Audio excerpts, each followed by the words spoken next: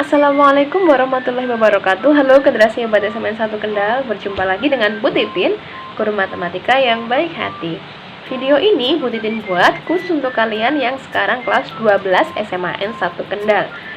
Nah, di sini Bu Titin pakai headset. Ini untuk merekam suara Bu Titin karena di luar saat ini sedang hujan. Nah, kalau nggak pakai headset nanti suaranya masuk ke rekaman, nanti jadi bising, makanya Bu Titin pakai ini.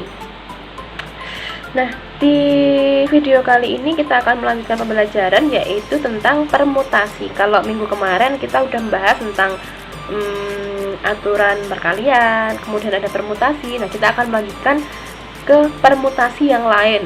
Nah, di sini perlu kalian tahu bahwa permutasi itu ternyata ada beberapa jenis dan digunakan untuk beberapa kasus yang berbeda pula. Ada beberapa kasus yang harus diselesaikan dengan jenis permutasi A. Kasus yang B kemudian harus diselesaikan dengan permutasi model B. Kasus yang C harus diselesaikan dengan permutasi model yang C. Seperti itu. Dan kita akan belajar apa sih itu macam-macam permutasi dan bagaimana kegunaannya, lalu kriteria masalah yang seperti apa yang bisa digunakan, yang bisa diselesaikan menggunakan permutasi A, B, C itu. Nah, lalu selain permutasi, jenis-jenisnya kita di sini juga akan belajar tentang kombinasi. Wah, apalagi tuh?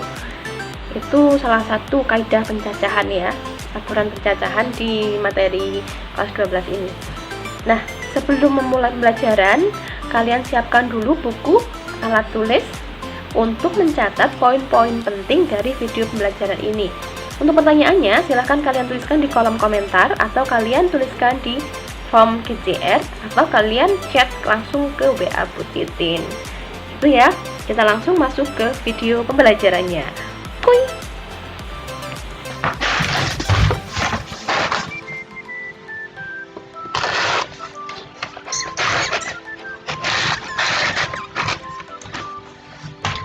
Nah, kita lanjutkan pembelajaran yaitu tentang permutasi dan kombinasi. Oke. Di pertemuan sebelumnya kita udah membahas tentang permutasi, rumusnya, dan permasalahan setelah penyelesaiannya menggunakan permutasi. Nah, sekarang kita ingat-ingat lagi.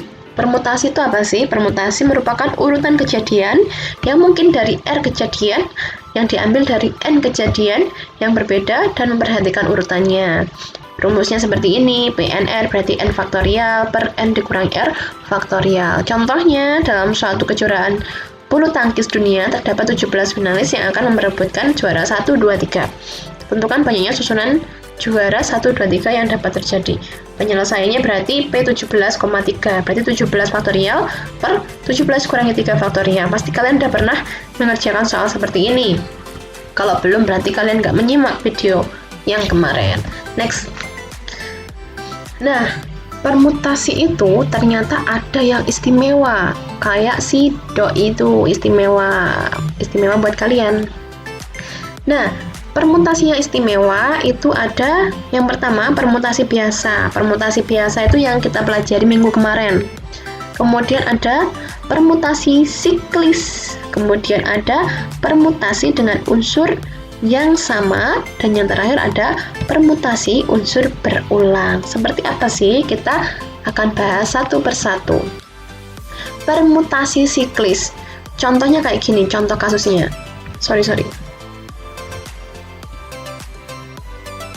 Permutasi siklis, contoh kasusnya adalah seperti ini. Dari 5 anggota keluarga akan duduk mengelilingi sebuah meja bundar. Banyaknya cara susunan yang dapat dibuat dari 5 orang tersebut adalah, jadi ada 5 orang akan duduk melingkar. Yang ditanyakan berapa gaya mereka duduk, urutan mereka duduk di meja melingkar itu. Nah, untuk kasus seperti ini dapat diselesaikan menggunakan konsep permutasi siklis. Permutasi siklis sendiri itu adalah banyaknya urutan N kejadian yang disusun melingkar tidak berulang. Dirumuskan PS, nah ini simbolnya ada S-nya kecil ya, itu namanya siklis. PSN sama dengan N dikurangi 1 faktorial. Udah, itu aja rumusnya. Ini dikhususkan untuk urutan atau atau susunan yang membentuk lingkaran loh ya, dia melingkar gitu. Berarti itu urutannya siklis. Berarti untuk penyelesaian dari kasus yang di atas adalah P5, PS5. 5 dikurangi 1 faktorial. 5 kurangi 1 adalah 4 faktorial, sehingga 4 kali 3 kali 2 kali 1 menghasilkan angka 24. Berarti ada 24 cara untuk 5 orang anggota keluarga itu duduk di meja bundar. Maaf, bukan duduk di meja ya, duduk di kursi mengelilingi meja bundar. Next, di sini ada permutasi dengan unsur yang sama. Contoh, langsung ke contoh soal dong, biar kalian tuh semakin paham. Nah, ini dari huruf-huruf kata mencintaimu. Ini nggak asing banget nih buat kalian kata mencintaimu. Gombal. Mencintai mbahmu. Akan disusun kembali dengan susunan yang baru. Berapakah banyaknya susunan berbeda dari kata tersebut? Jadi dari kata MENCINTAIMU akan disusun ulang, dirombak susunannya, entah U-nya di depan atau A-nya di belakang, kita nggak tahu, yang pasti kita akan menyusun ulang. Nah, ada berapa banyak susunan yang mungkin terjadi? Berarti, kasus seperti ini itu dapat diselesaikan menggunakan konsep permutasi dengan unsur yang sama.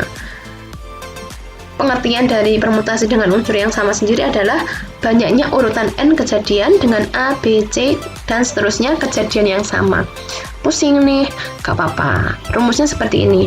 P, N, A, B, C sama dengan N faktorial per A faktorial, B faktorial, C faktorial, dan seterusnya. Maksudnya gimana sih Bu Titin? Nah, kita langsung ke penyelesaiannya. Kata mencintaimu itu memuat 11 huruf dengan rincian banyak huruf, M-nya ada 2 kali, ya kan? M yang depan sama M yang belakang.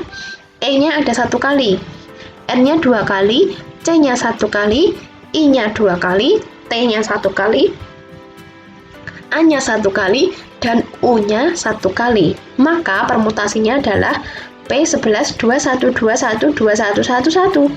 Apakah itu 21 21 tadi itu adalah banyaknya huruf? Kalau M tadi 2 berarti di sini 2, E1 berarti 1, terus N-nya 2 lagi, tulis 2 lagi, dan seterusnya.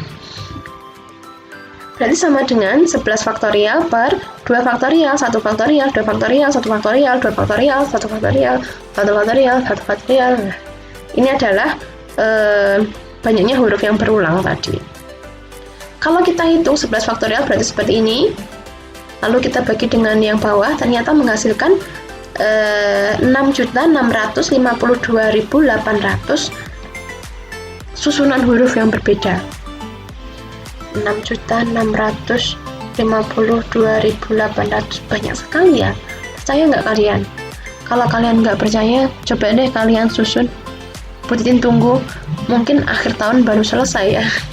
Yang pasti ini caranya. Kita lanjutkan, di sini ada permutasi unsur yang berulang. Contohnya kayak gini. Dari angka 1, 2, 3, 4, 5 akan dibuat kode 4 digit dengan aturan boleh memuat angka yang sama. Tentukan banyak kode yang terbuat.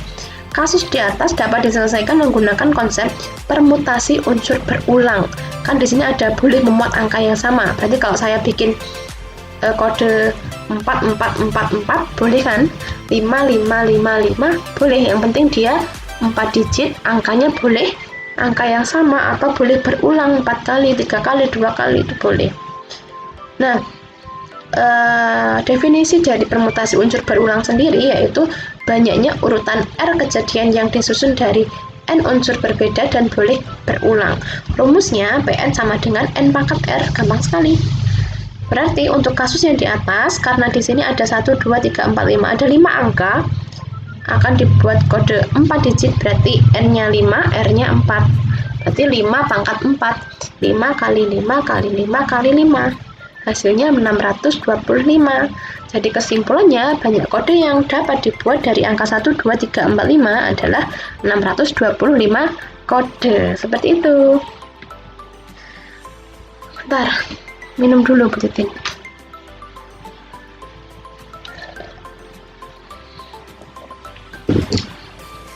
Kita lanjutkan ke materi selanjutnya yaitu kombinasi. Kombinasi sendiri adalah banyaknya cara dalam menyusun R kejadian dari N kejadian tanpa memperhatikan urutan. Kombinasi dirumuskan CNR, N faktorial per R faktorial, dalam kurung N dikurangi R faktorial. Nah, ini ada contoh kasusnya. Di kelas 12 MIPA 4 dengan 35 anak, akan diadakan pemilihan pengurus kelas sebanyak 5 anak. Jadi dari 35 akan diambil 5 anak. Tentukan banyaknya cara memilih ke 5 anak tersebut. Berarti kita menggunakan teknik kombinasi. Perhitungannya seperti ini, silakan disimak. Dan menghasilkan angka 324.635. Jadi ada 324.635 cara. Seperti itu. Terus apa perbedaan permutasi dan kombinasi? Santai. Oke, langsung kita bahas. Permutasi itu memperhatikan urutannya. Kalau kombinasi tidak memperhatikan urutannya. Contohnya bagaimana, Bu? Contohnya seperti ini. Kalau di permutasi, semisal ada kejadian namanya ABC dan kejadian yang lain BAC, itu merupakan dua kejadian yang berbeda. Contohnya pengurus kelas yang kemarin, misalkan si A itu jadi ketua, B sekretaris, C bendahara. Dengan kejadian B ketua, A sekretaris, C bendahara. Sama nggak? Berbeda. Tapi kalau kombinasi, kalau ada kejadian ABC dan ada kejadian BAC, itu dianggap sebagai satu kejadian yang sama.